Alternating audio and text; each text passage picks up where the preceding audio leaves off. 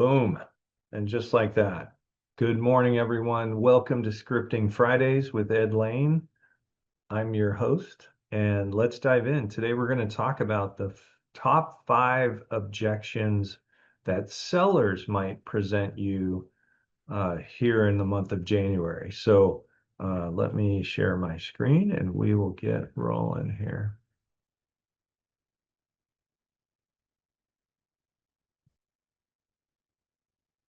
Come on.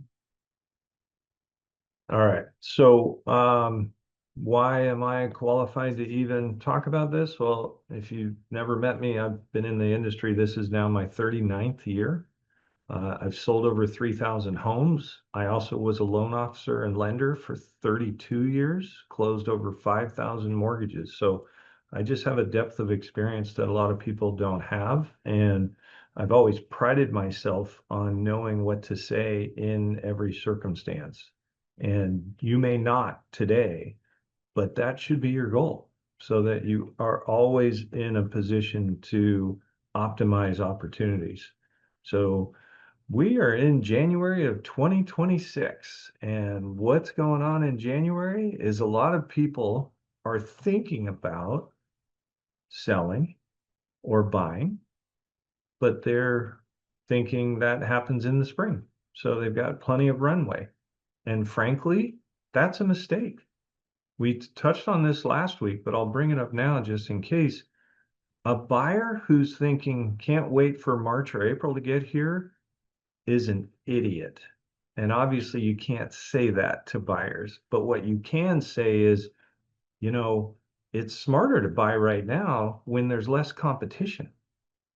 Because what do you guys think is going to happen when rates go down into the fives like they did last week and stay in the fives? Bidding wars are back, right? We still have low inventory. So tell buyers not to wait because it's better to buy now and refi when rates go down than to wait and pay more for the purchase in the first place. I had this conversation literally yesterday with an agent who's working on one of my listings. We've been talking for a week, and I'm like, "Are you going to write or not?" Right? And he said, "Oh, my buyer got cold feet. She wants to wait a few months." And this is over text. So what did I text back? Really? She wants to pay more for it a few months from now? Why would she do that? And he wrote, "What?" And I said, "We're still in an appreciating market. Assets are climbing. Yes, we're seeing list price go down, but that's not evidence of depreciation." So I didn't say all that in the text. I'm saying that for you guys. But back to sellers, right? So what are sellers thinking right now? I should wait until spring, right? That's a normal, logical thing for them to think because they're used to their home being at its prettiest in the spring, right? The tulips are blooming and the flowers and the trees, everything is spring-like, right? Or they've got some repairs, but they think they have runway to do it, or don't have the money to do it right now and are hoping to have money before April or May. We're not sure if it's a good time to sell because rates are high. We're not sure we want to commit to you, right? Like, we don't want to sign a contract. That's an easy one for my team, and I'll explain why. Or we don't want the intrusion, right? We don't want people coming through our house while we're still living here. We're going to find a new place first or whatever. So let's dive in. We're going to tackle these one at a time. The seller who says, "I want to wait until the market heats up." Think of it like this. We know historically, every year, if you look at listing volume, it goes up in February, March, April, May, June, July, and it crescendos and starts to go back down. We see a little blip right after Labor Day. For those 2 weeks following Labor Day, that's another window of time where you can sell more houses. That's something that we've talked about, earlier last year. But does it make sense to wait? Does it make sense to be amongst the crowd in March, April, May? Not really. So here's a dialogue you can use, right? Hey, I totally understand the instinct to wait, but let me share something really powerful with you. According to most experts, the best time to sell is often when inventory is at its lowest, and that's right now. You're competing with fewer listings and attracting serious motivated buyers. In fact, many of our clients have seen stronger offers and less hassle selling in January than in May. Would it at least make sense to explore what your home could realistically sell for today? That last sentence is powerful because it's not asking for a commitment. It's just let's investigate, right? The word options is a powerful word in real estate. Why don't I show you what your options are and then you decide, right? Well, the same thing here. Would it make sense to explore what your home could sell for? I I had a busy day yesterday because I had three listing presentations on the weekend, and I committed to all three sellers that I would give them as is CMAs, as repaired CMAs, plus a scope of work for the repairs and a net sheet times three. And being the busy broker that I am slash procrastinator, I didn't do anything on that front until yesterday. So I spent about 3 hours, probably more like four, cranking all this out for people. And that's the dialogue I used on the weekend. Let's investigate the options so that you can decide what's the best fit for you, right? That's why as is versus as repaired is a valuable piece of information. All of you have heard of and probably have access to some sort of moving concierge program, right? Well, unless the house is brand new or newly remodeled, there's probably some upside. And I actually had that conversation with one of the sellers this weekend because there's a dialogue that we've used and covered in this class before, and I'll just share it right now. It's about the repairs.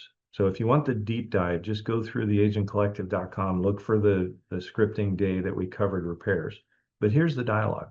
Hey, seller, repairs usually fall into one of three categories. The first category is safety or lender required repairs. Those are we got to do type things, right? Because we don't want your house to not be financeable and be cash only, right? And to be honest, there's not a lot of houses that have those things, but if they do, we're going to address them, right? So that's the first category. The second category is what are the things that we could do to help it sell faster? And I elaborate like this. I say, think of it like this, Mr. Seller. When a buyer shows up to your house, they have the list price in their head, right? Because they saw it online, they saw it on Redfin, Zillow, wherever, and they said, that is in our price range, honey, let's go see it. And then they walk in your house and they see crayon on the wall or water damage on the windowsill or whatever. And they think discount, discount. So that second group are those things that are visible that we could address before we put it on the market. And then the third group, that's what I call speculative, right? That's the moving concierge program. That's where we update or remodel a house. And we'll do a deep dive on that program next week. But that's more if we spend money, are we going to get an ROI on that money spent, right? So in the case this weekend, when I used that dialogue, the owner said, I don't want to do anything in that third category. I'm not interested in remodeling. I just want to take care of the second category, the discount thing you said, right? And I said, got it. So I gave them a scope of work yesterday that included just those things, right? And if you're wondering, how do I do that? Well, I shoot a ton of photos when I come to your house. And that allows me to go through the photos and go, man, the carpets are bad, or man, the painting is, not great, or whatever. Okay. All right, let's do the next one. We got some repairs. This is where moving concierge comes into play, right? Because a lot of people know that they have a roof leak. I mean, that's a severe issue, but they know that they need to paint or they need to do some landscaping or whatever. You can help, right? So how do we respond to that? I hear that a lot, and it makes perfect sense, right? But before you spend a dime, let's get my team's eyes on the property. Through our moving concierge program, we help sellers identify the exact improvements that drive return and avoid wasting money on updates that don't move the needle. We can even help coordinate the work so you don't have to lift a finger. How about a quick walkthrough and equity evaluation to see what's worth doing? Now, I'm unique. I was a general contractor. I flipped homes for profit. I use that in my dialogues, that experience, because that raises my credibility. If you haven't been, that's okay. Have you ever helped somebody acquire a house to rehab and then list and sell it for them once they've rehabbed it? Because then you could frame it just slightly differently. I've helped people remodel and flip homes. And here's the key point that comes out of that knowledge or experience. I'm only going to recommend things that make you money, right? People that don't have experience in it will just do anything and everything they can see. That's not always wise. That's not a good use of money, right? When you have experience in this, you know that bathrooms and kitchens have a higher likelihood of ROI, right? You know that carpet and paint may not return the 5 grand you spent, but it'll sell faster because it looks fresh. And might that save you 5 grand? Yeah, absolutely. Homes that sell faster sell for more, right? And I don't mean you're getting a bidding war. I mean, if it doesn't sell right away because it doesn't have fresh carpet and paint, aren't buyers going to offer you less? Yeah. So that's a concept that you can easily convey and a consumer will quickly grasp, right? That's why that middle group of repairs makes sense. They understand that a home that sells faster, the price doesn't erode as a result of languishing on the market. Okay.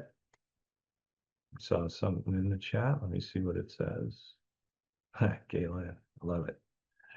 All right. What if they're focused on rates? Well, rates are now at their 3-year low. So you have an immediate rebuttal to that, right? But it's not just are they high or are they low, right? Because they bounce around every day. So you want to give them a deeper, better understanding and a strategy, right? So here's the dialogue. That's a common concern, but here's the truth. Buyers who are out shopping right now are serious buyers.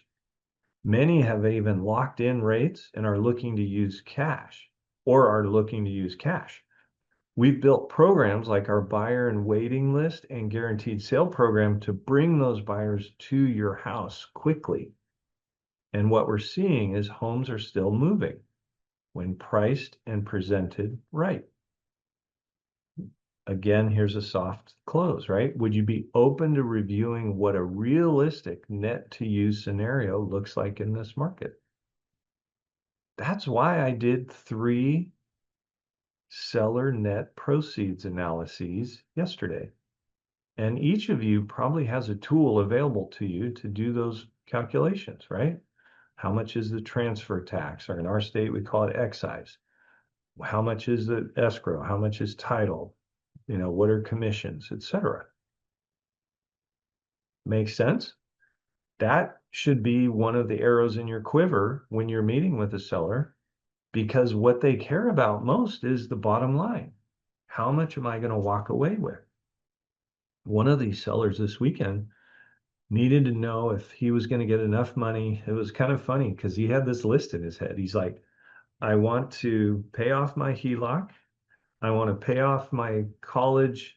They have three boys, and he paid for college using a loan of some sort. I don't know if it was on the HELOC, but he's like, I got college tuition I want to pay off, and I need to cash out my sister so that we can move into my mom's house because my mom passed away. I'm like, great. Then let's analyze as is and as repaired, and let's analyze the net proceeds so you know if you can make this happen. This is all getting back to the word options, right? A dialogue I use a lot is let's put these options down on a spreadsheet side by side. That way you can analyze them and decide what's most important to you. And one of those options should jump off the page at you.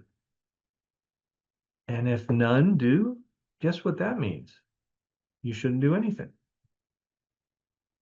And a thing that often endears me to my clients is when I say if none of them jump off the page at you, that means you shouldn't do anything. And I am totally okay with that. And they'll go, well, that means you're not going to sell it and get paid, though. That's not my priority.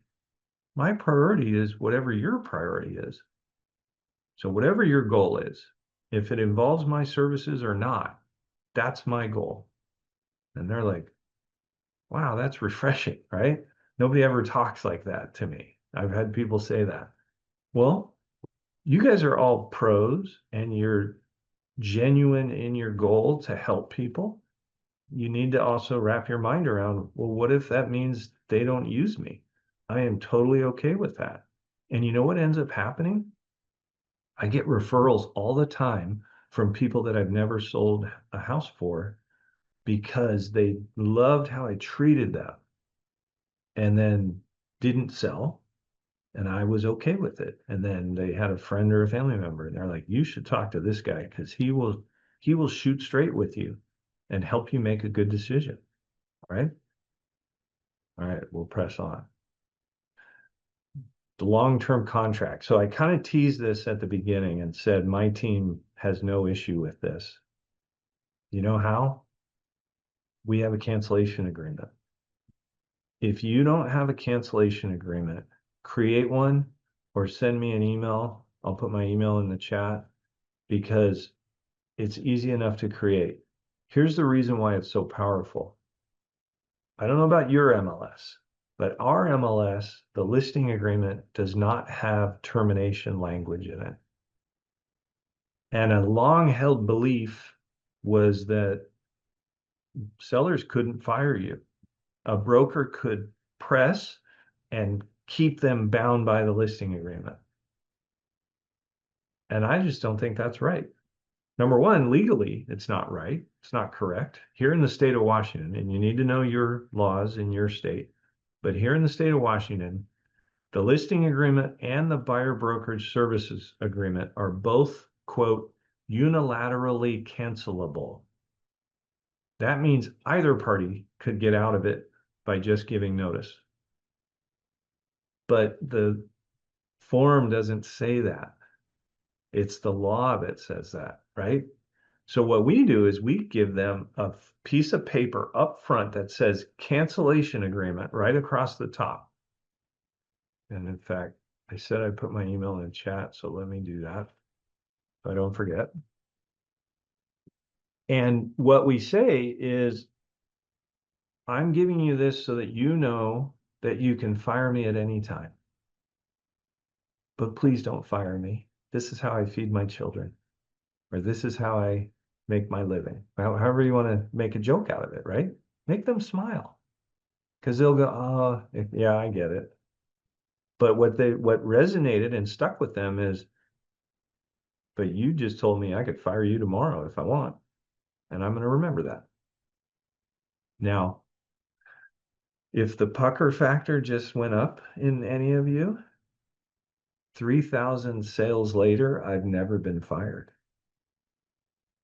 It's the power of letting them know they have that leverage that makes them more loyal to me, right?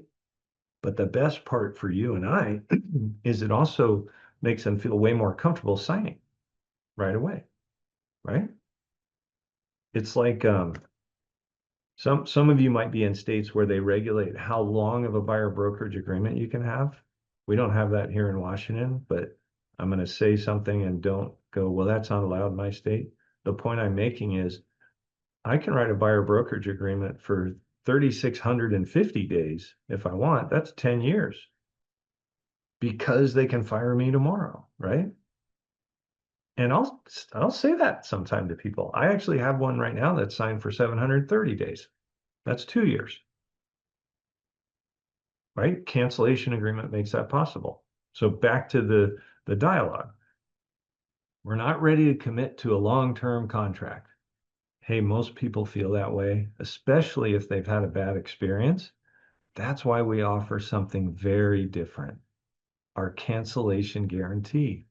If you're not completely thrilled with our service, you can fire us. No penalties, no pressure, just results.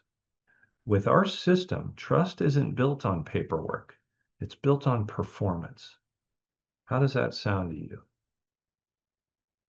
How does that sound to you guys? It's powerful, right? It gets somebody to go, all right. Even the cynic is going to say, let's see, prove it, right? That's all I need. Give me a shot. Give me an at bat, right? Script number 5. We don't want people coming through our home while we're still living here. I don't get that very often, but it can happen. It's more framed typically as, gosh, but showings are so intrusive. It's such a pain. I have to keep the house clean, blah, blah, blah.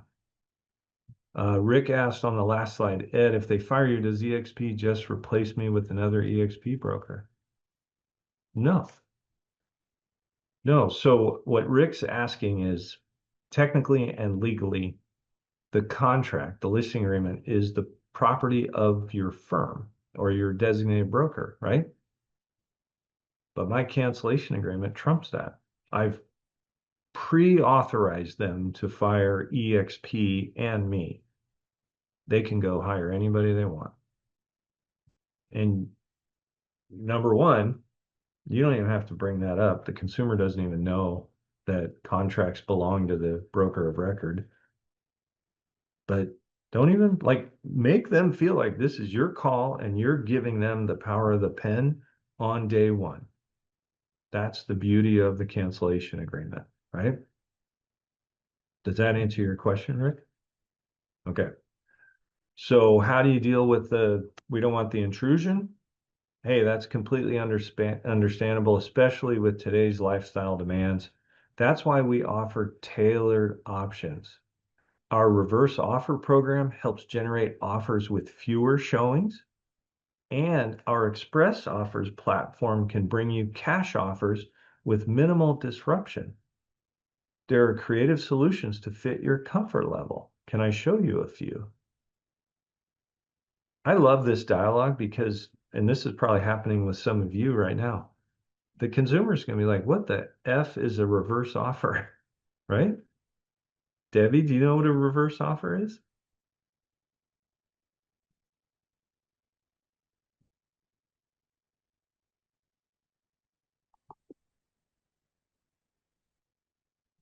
I like that. You unmuted, but your mic still didn't cooperate. You're unmuted now. Am I unmuted now? Yeah, yeah. Oh, it's showing the red line through it, so I'm thinking I'm not. Oh, that's Um, weird. a reverse offer, is that where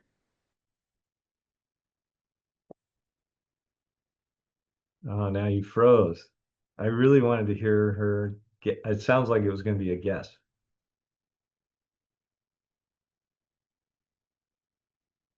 Rick's on my team. He's going through the training. if Have you there's a gotten it?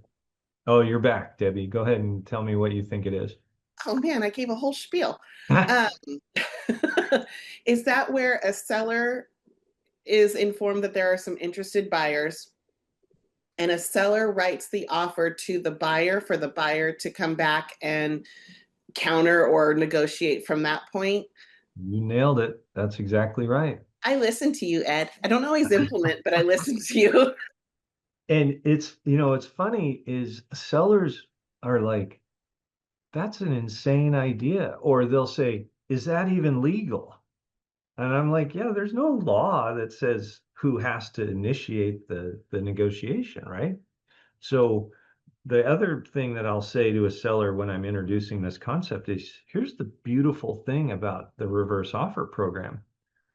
Number one, we get to initiate the starting number, right? So we can kind of drive the negotiation towards a number that we're aiming for. We get to put in the offer maybe a sweetener, like the example I give a lot of times with in a listing presentation. I'll say, like, let's say the buyer comes through and they love the house, but they don't like the blinds. We'll put a $3,000 credit in the offer for blinds or a carpet or whatever it is, right? I even I share this story with sellers, but I'll share it with you guys.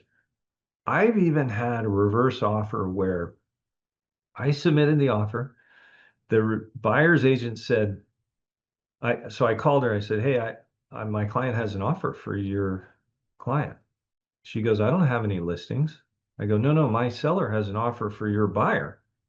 And a broker goes, is that legal? And I go, well, yeah, there's no law against it. This is regarding the house at 1234 Happy Street. And she's like, I don't think that's allowed. I don't think you can do that. And I go, with all due respect, I don't care what you think, but if you don't present this to your buyer, I'll present it to your broker of record and make them present it to your buyer because the law says you have 24 hours to deliver offers. And she's like, fine. So I sent it to her. You know what she did? Oh, and I should preface in the offer, that particular buyer didn't have any feedback about not liking something. And my client said, well, since we don't have a sweetener, can we just put a commission bonus in there? And I'm like, that's a great idea. If you're comfortable with it. And he goes, yeah, like would 2,500 be an incentive? I said, absolutely. So that's what we put in the offer. Well, this lady was so arrogant and so disbelieving that this was legal. She rewrote the offer because her buyer wanted the house. She rewrote the offer. Guess what term she left out of her offer? The 2,500. Exactly. We sold the house to her buyer. My client didn't have to pay the extra spiff. He even said, well, can we give it to her anyway? I said, I never told you how she treated me when I called her in the first place. So let me share that story. And if you're still wanting to, absolutely. So I told him how she was. And he's like, oh, well, F her. I'm not going to give her a bonus out of good grace because she treated you like crap and didn't, it was her own stupidity was kind of the moral of the story. So anyway, that's how reverse offers work. I can tell you guys, if I share stuff in this call and on this Zoom so that you can use my stories as if they're your own, or just say, I know a guy who's done 40 reverse offers and closed 12 of them. That's a stat that you could use if you're in a situation and just say, hey, if you're with EXP, you can say, hey, one of my fellow brokers at EXP, or I have a friend that's done 40 of these. I've only done a couple myself, but he's done 40 of them and 12 of them have closed. The key dialogue when you're talking about this is the point, Mr. Seller, is we're going to leave no stone unturned in our efforts to get your house sold. And this is just one more of our weapons to do that. Does that make sense? And they go, yeah, right. And just to give you guys a peek into our listing presentation, which there's a recording on this website of me giving our listing presentation. But the power of it is at the very end, I put up a slide that has all of our systems on it. And I ask them, hey, I've shown you a lot today. Is there anything that really stood out to you? And the most common answer I get is, holy crap, you guys just do everything. It's so comprehensive. You think of everything. That's what I want to hear. Because then my next sentence is, well, I appreciate you saying that. Based on that, am I the right guy to help you get your home sold? You say it just like that. And if they say yes, I close my laptop and I hold out my hand and I shake their hand on it. Right. And then we go to the folder. All right. Last tip to share with you guys, align what you're saying with the seller's concerns first and then lead with value. When they feel heard, they're more open to hearing your solution, right? It's a basic NLP technique called mirroring.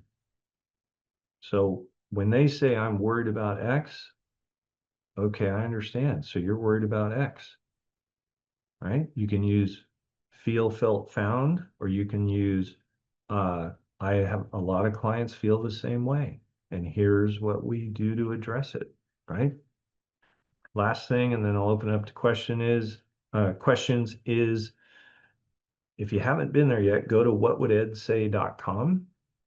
It's a custom GPT and just put into it, hey, I got a seller that's being an asshole and wants me to discount. What would Ed say? Or whatever, right? I get texts all the time from people that are like, hey, I used it. This is what it said. It was awesome. And I've had people land listings using it, win negotiations using it, lots of success coming out of it. So I encourage you guys to do the same thing. I know it's 3 minutes past the bottom of the hour, but I always try and leave a little time at the end to see if you guys have a serious circumstance that you'd like to know what I would say. Does anybody need help today? I'm going to use your what would Ed say All right. GPT because I don't want to say stale, but I have a listing that has been available for quite a while. Ah, And it's in the mountains. So I'll give you a little bit. It's a yeah, little bit it's in the Fresno area. It's yeah, in the mountains, so it's a little bit remote, but it's like 2 miles from a major casino up there. There's all kinds of outdoor activities. So there's amenities that are nearby, but nice. it's just a one bedroom, one bath little home. Not quite a tiny home, but I think the square footage is off too from the tax records, but it's got some challenges. Yeah, It's a little rundown. The meter for the electricity has been removed, but the panel and the whole deal is still there. It okay, does require propane, so the line is there for the propane, but the tank that they used when they were in it isn't there anymore. So it's got yeah, those two big things that people are going to probably want back on the property, but the seller said I think the reason the electric meter's gone is because the previous tenant that he had in it ran up the bill and the electric company came and took the meter. yeah. Well, and But propane tanks are usually leased anyway, so right, that's not surprising to need to be released. right. But we've found out that the new buyer, all they have to do is call the electric company and they'll come put the meter back on because it's not their responsibility to cover what was previously done, Yeah, which it'll probably be paid with the proceeds from the sale. But we're at a price point that's lower than the market value because of some of these things. It's been on the market since the middle of July. We've gotten some showings. We had probably about a dozen showings. One agent brought their client back a second time, and when it's just short of 10 acres, so her client was kind of walking around the property to kind of see the how expansive it was, and yeah. it is kind of there's probably about a 3 acre portion that's fenced in as well as the outer fence of the property. And when the client was walking down a little bit, a gentleman came up to the fence because they were right at the fence line. The gentleman came up to the fence and started making racial remarks, like "we don't want What? your kind here" kind of thing. Oh, Jesus. And so that the agent told me her client called the sheriff. The sheriff went to all the houses in the neighborhood. So I feel like there's a little bit of a stigma on this house. I Yeah. think we need to do a price reduction and I want to get this sold. It's a vacation home for this person and they're ready to let it go. Yeah. It's a steal for the acreage and all of that. And I did put it in my chat GPT to see how to handle it. And I'm just curious, how would you revive this listing to get it's getting showings, it's just not getting any offers. How long ago was the racist buyer or victim in there? Was that months ago or was that? It was probably about a month and a half ago. I think it was before the holidays. Because that's a reverse offer candidate, right? I know she may not be willing to look past the racist nature and her brain is probably thinking everyone up there is going to think the same thing, but you don't get what you don't ask for. So I would still consider submitting an offer and call the agent and just say, "Hey, did your buyer end up buying anything yet?" And if not, get with your client and put that together. The next Well, question, okay, so her client is a minority. My client is a minority. So I called my seller and I said, "Hey, have you had any problems with the neighbors? yeah, Because this is what happened." And he's like, "Oh my gosh, no." He goes, "In fact, the first time that I saw them, they came right over." And he goes, "I call them all the time. They help me because they're right next door. yeah, And they help me if something's going on and I can't get out there because he lives like a 3 or 4 hour drive away." He goes, yeah. "They've helped me so much. I can't imagine." He goes, "This is crazy." So So I would put that in a cover letter on the offer. they've had, so, and I don't want to reveal this part, but I don't know if I'm required to disclose it, but he had a tenant in there so there wouldn't be squatters. So I'm wondering if this was somebody who was squatting and was maybe somewhere deep into the property where nobody would see him. And if Could it was be. just a squatter, Yeah. because So the let seller me was ask shocked. let me ask him. So step number one, see if that buyer bought something. Otherwise, write reverse offer with a cover letter about your client's experience. Second question is, does your area and your MLS allow where if you come off the market for a period of time that the days on market can reset? Like I gotta look into that. where I am, if we take a home off the market for 60 days, it goes back to zero DOM. And they're only one click away from seeing that it was previously listed, but at least that at first blush, it looks better. So that's worth knowing and then talking to your client about, hey, we could kind of do a refresh and a reset if you want. Um, if you don't want, then the dialogue for the seller is I always do price reductions in two steps. The first step is to inoculate them to the reality that we're going to do a price reduction, but give them hope. So it's a call today. Hey, seller, it's now been X days since our last price reduction. We've seen some traffic, but not a ton. My advice to you is going to be that Thursday of next week, we should do another price reduction if it doesn't sell this weekend. So let's hope it sells this weekend. We've never had a price reduction. Oh, shit. Then, yeah. It's time. Then leave out the since the Yeah. last price reduction part. That's easy, Yeah. right? Like here's a saying that I used to say all the time, and I stopped saying it because we were getting full price offers after being on the market for 90 days. Well, the dialogue for decades has been, hey, seller, there's actually a saying in the industry or an axiom, which is 30 days on the market or 20 showings. If either of those things happen without an offer, that's the market telling us we are overpriced. And you could change the 30 to a longer number if you want, but for decades, that's been the same 30 days or 20 showings. So with this guy, I would just say, hey, we're now 7 months on the market or 6 months on the market. We've had X showings and no offers. That's the market giving us feedback that we're overpriced. So here's going to be my advice. We should do a price reduction next Thursday, but let's hope and pray that we get an offer this weekend. And I'll crank up the social media and try and generate some traffic over the weekend in the hopes that it sells. That's what gives him hope, right? Like, man, I hope Debbie's successful. But then I always do my new listings and my price reductions on Thursday because that gives buyers agents runway for the weekend to schedule showings. And you want to communicate with your clients like Thursday is strategic. Like we don't do anything fast and loose. We do everything very deliberately and for a reason.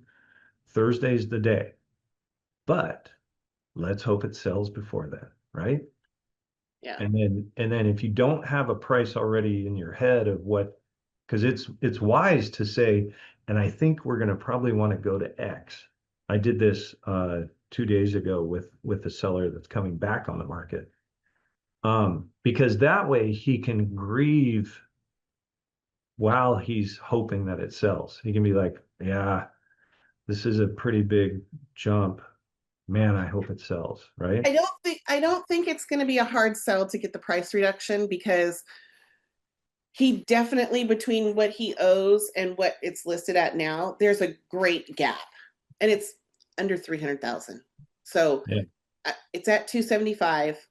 I think 250 is going to be more appropriate given they have to get the meter put on, they have to get propane, and then Yeah. there's some stuff that needs to be fixed in the house. It does need some maintenance that There you has go. been avoided.